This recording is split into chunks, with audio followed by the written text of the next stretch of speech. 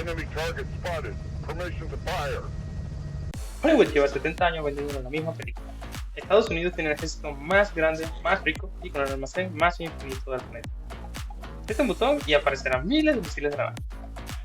Pues resulta que ese almacén tiene fondo. Y lo tocamos hace poco. Mentira, ese arsenal infinito se quedó tan corto con el Pentágono que anda contando misiles como quien cuenta los últimos billetes antes de finales. Entre la guerra con Dano y el sostén en Ucrania, el Pentágono se ha gastado en meses lo que pensaba que le duraría años. Según cálculos, el CSIS, think tank que audita este tipo de cosas mejor que el propio Departamento de Guerra, Estados Unidos ha consumido cerca de 2/3 de su inventario de interceptores y el 80% de sus interceptores THAAD. Desde que empezó el conflicto, hablamos de pasar más de 2.200 Patriot a menos de 1.000 unidades.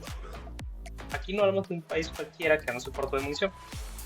Hablamos de la potencia que sostiene el pago en seguridad de medio planeta. Así que hoy, en Zona Gris, no vamos a hablar de si Estados Unidos tiene la mejor tecnología militar del mundo. La tiene. El problema es otro, lo que queda de la fábrica para sostenerla. Y sobre todo, ¿qué están haciendo mientras tanto sus aliados y competidores? El primer gigante por primera vez en décadas tiene que pedir tanto tiempo. Aquí hay que separar dos mundos que la gente confunde. Por un lado están las bombas atómicas, las de caída libre, sin guiado. De esas, Estados Unidos tiene almacenes que sobran y para décadas. Son baratas y fáciles de producir en masa. Por otro lado, está la munición de precisión, los interceptores, los misiles guiados de largo alcance. Esos que de verdad ganan pierden guerras modernas. Son los que se están agotando. ¿Por qué no se puede fabricar más? Porque un interceptor Patriot no es una lata de refresco. Según Mark Hansen, analista del CSIS, producir un solo interceptor Patriot lleva entre 3 y 5 años de proceso intelectual. Lo que está saliendo de fábrica ahora mismo son misiles que se presupuestaron en 2023. 3 años para fabricar un misil y sin garantía de que llegue completo. La primera potencia militar del mundo funcionando con la logística de una mueblería de barco. En una semanita le llega a señor.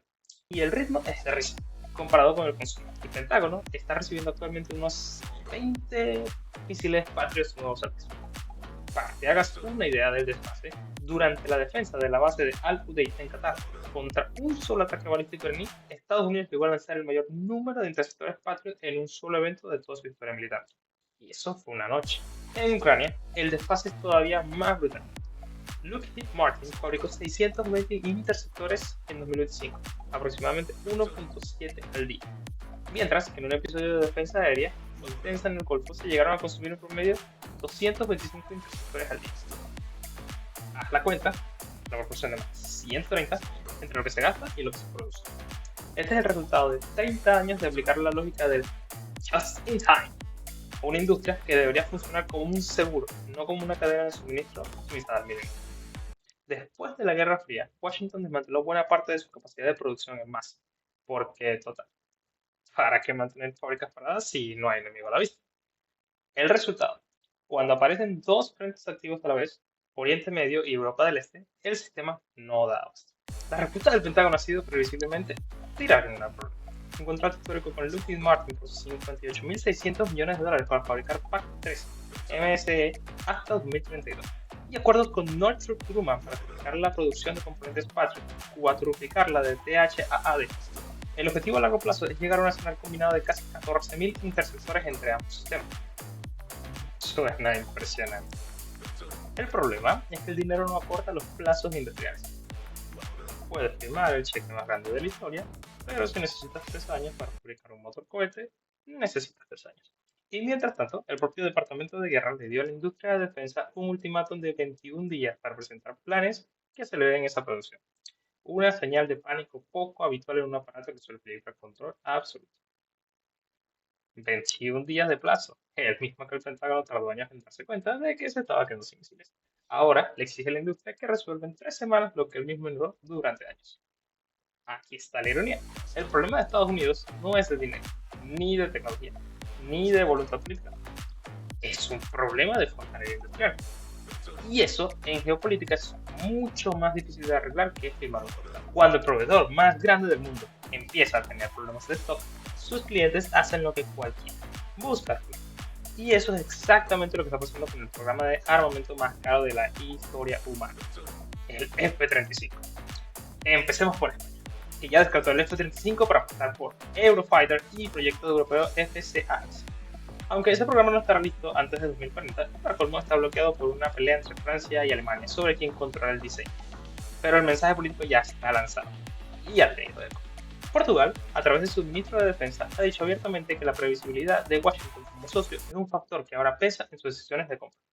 Canadá comprometió fondos para los primeros 16 aviones de un pedido de 88, pero su cúpula militar sigue evaluando alternativas europeas. Y luego hasta Suiza. Firmó un contrato de 9.100 millones de dólares por 36 F-35. Y ahora hay parlamentarios de todo el espectro político pidiendo anularlo, en parte por los nuevos aranceles del 39% que Trump impuso al país.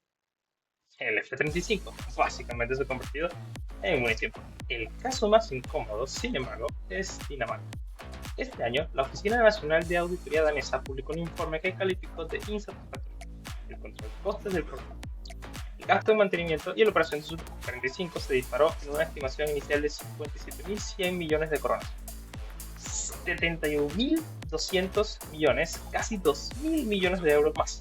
Durante casi una década, el propio ministro de Defensa no tuvo una visión clara de cuánto le estaba costando realmente el avión. Dinamarca ha admitido, literalmente, que se arrepienten de la compra. Y aún así siguen ampliando su flota hasta 43 unidades, porque ya está dentro. Cuando dependes de un sistema estadounidense para el mantenimiento, los datos de emisión y hasta el software en la nube, salir cuesta más caro que quedarse. Ese es precisamente el dilema de soberanía del que tanto se habla. Los F-35 daneses hoy patrullan Groenlandia, con apoyo francés, mientras que el propio presidente de Estados Unidos insinúa que quiere quedarse con Groenlandia. La contradicción no puede ser más incómoda. Y por si esto fuera poco, en 2026 la operativa real del F-35 en flotas europeas cayó apenas el 25%, lo que obligó a la oficina del programa conjunto a lanzar un reinicio completo de su sistema de soporte. Aquí viene el giro más cínico del país. A pesar del malestar, del sobrecoste y de la falta de disponibilidad, el F-35 sigue siendo para muchos países europeos la única opción real a corto plazo, porque la alternativa europea todavía no existe. Es que sus aliados no tienen todavía con qué reemplazarlo.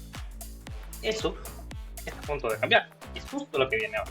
Mientras Washington se peleaba con su propia cadena de suministro, otros dos actores aprovecharon el vacío para conversar el cambio: Turquía y Francia. Empezamos por Turquía, el caso más espectacular. Según el Centro para la Nueva Seguridad estadounidense, Turquía controla hoy el 65% del mercado mundial de exportación de drones de combate. Una sola empresa, Baykar, fabricante de los Bayraktar, casi tiene el 60% de ese mercado global ella sola, el triple que su competidor más cercano. En 2025 exportó armamento por 2.200 millones de dólares a 39 países, y en los primeros 7 meses de 2026 las exportaciones de defensa turcas ya batieron un récord histórico de 5.790 millones de dólares. La ironía definitiva: Estados Unidos le ha pedido a Baykar que instale una fábrica en su propio territorio. El país que durante décadas fue el mayor exportador de armas del planeta ahora solo quiere producir bajo licencia de tecnología de un fabricante turco. Este detalle por sí solo resume el cambio de era mejor que cualquier otro informe del Pentágono. El país inventó la industria armamentística moderna, le pide franquicia a una empresa turca. Es el don que va abriendo al lado del McDonald's y quedándose con toda la clientela.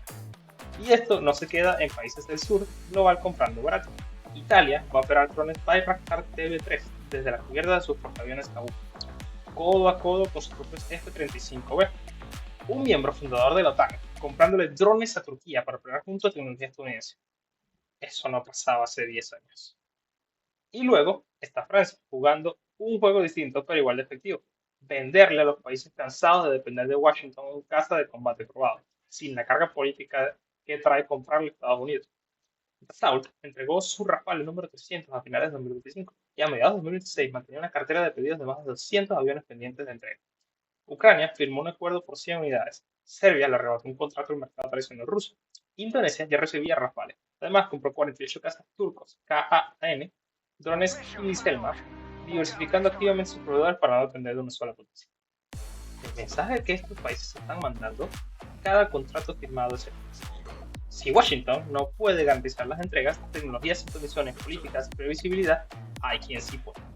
Y no hace falta que sea el actor más grande del mundo, basta con que sea consistente. Así que volvamos a la pregunta que abrió este video. ¿Estamos ante el principio del fin de la hegemonía armamentística estadounidense? No, todavía no. Estados Unidos sigue teniendo la base tecnológica más avanzada del planeta, el presupuesto de defensa más grande por lejos y una industria que, aunque lenta, se está movilizando con contratos multimillonarios. Nadie va a reemplazar al Pentágono como comprador y proveedor de referencia en el corto plazo. Pero la hegemonía no se pierde de un día para otro por una derrota militar. Se erosiona lentamente cuando tus clientes empiezan a hacerse una pregunta incómoda. ¿Puedo confiar en que este proveedor me va a entregar lo que prometió cuando lo prometió? Y esta pregunta hoy ya no tiene una respuesta obvia. Lo que estamos viendo no es el fin de la superioridad tecnológica estadounidense, es el fin de la idea de que esa superioridad es automáticamente suficiente. Y en un mundo donde Turquía vende drones más baratos y más rápidos, Francia vende casas sin condiciones políticas, esa es la diferencia que empieza a pesar. Ser el bullying más grande del colegio no sirve de nada si cuando te tocan la puerta tienes que decirle al vecino, dame 3 años que hago el pedido. Ahora, ¿tú qué crees? ¿Esto es una crisis pasajera de la que Estados Unidos se recuperará en un par de años? ¿O es el primer síntoma de algo más estructural? Te leo en los comentarios. Si te gustó el análisis, ya sabes, suscríbete, dale like y nos vemos en el próximo video de Zona Gris. Vamos.